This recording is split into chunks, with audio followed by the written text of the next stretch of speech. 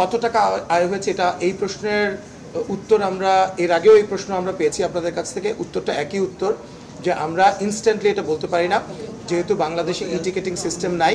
এটা it takes little time আমাদের এই রিপোর্টগুলো আসতে, তারপরে এগুলোকে অ্যাকুমুলেট করে তারপর আমরা আসলে রিপোর্টটা বলতে পারি।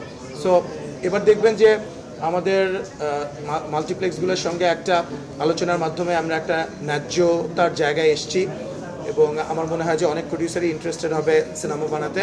সেই একইভাবে সিঙ্গেল স্ক্রিনগুলোর যে প্রদর্শকরা আছেন তাদেরকেও ধন্যবাদ, মাল্টিপ্লেক্সের প্রদর্শক যারা আছেন তাদেরকেও ধন্যবাদ। তারা আমাদেরকে এক্সট্রিমলি কোঅপারেট করেছে এবার, যে কারণে কিন্তু আমার কাছে মনে হচ্ছে যে অনেক দিন পরে প্রডিউসার্স এবং এক্সিবিটরদের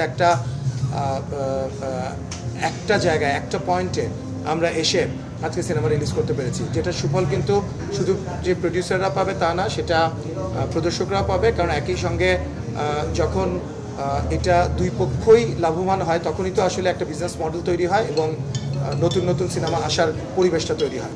আর রাফি যেটা বললো সিঙ্গেল স্ক্রিনগুলা, তখন অনেক ক্যামেরা ছিল না। আমি আরেকবার একটু মেনশন করতে চাই, প্রত্যেকবারই যেটা হয় যে অপোজিশন হলগুলো কিছু আমাদেরকে ছেড়ে দিতে হয়। এইবার আসলে অপোজিশন যারাই এসছে তাদের এক কথা, তাণ্ডব ছাড়া আমরা কোনো কিছুই চালাতে চাই না। তারপরে আমাদের 4-5টা হল ছাড়তে হয়েছে। 133টা হল নিয়ে এটা সর্ববৃহৎ রিলিজ রিসেন্ট টাইমের মধ্যে।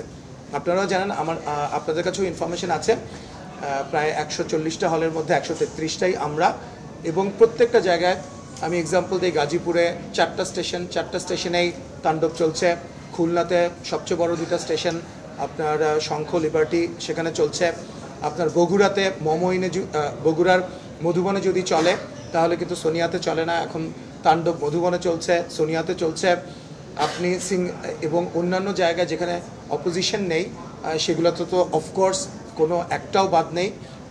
এবং সেনা সাভার সবচাইতে বড় সাভারের, আপনারা জানেন, সেখানে যদি সিনেমা চলে তাহলে কিন্তু সাভারের চন্দ্রিমাতে চলে না, চন্দ্রিমাতেও চলছে।